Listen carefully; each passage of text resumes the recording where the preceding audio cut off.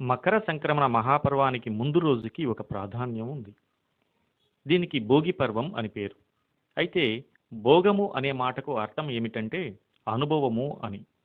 ఆనందంగా దేనిని అనుభవిస్తామో లేదా దేనిని అనుభవించడం వల్ల ఆనందం పొందుతామో దానిని భోగము అనాలి.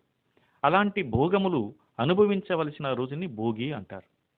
అలాంటి భోగం యోగం వల్లనే లభ్యమవుతుంది. అందుకే యోగులే భోగులు కాగలరు. అలాంటి దివ్య భోగం ఈ రోజున అమ్మ గోదాదేవి ఆండాళ్ళమ్మ పొందినది. అదేమిటంటే పరమాత్మ ప్రాప్తి. రంగనాథుని చేపట్టినది. రంగనాథుని అనుగ్రహాన్ని పొందినది. రంగనాథుని సాంగత్యం అనబడేటువంటి ఆ కైవల్యానందం అనే భోగాన్ని అమ్మ పొందినది కనుక ఈరోజు భోగి అనే పేరు భక్తి సాంప్రదాయ పరంగా నిర్వచించేవారు చెప్తారు. మనుషుల మీదైనా వస్తువుల మీదైనా వెర్రి వ్యామోహం పనికిరాదు.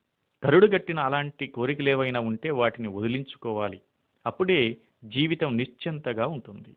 ఈ మాటను ఊరికే చెబితే ఎవరూ వినరు గనక భోగి మంట రూపంలో చెబితే వింటారన్నది పెద్దల నమ్మకం. వ్యామోహానికి నిప్పు వేయడమే భోగి.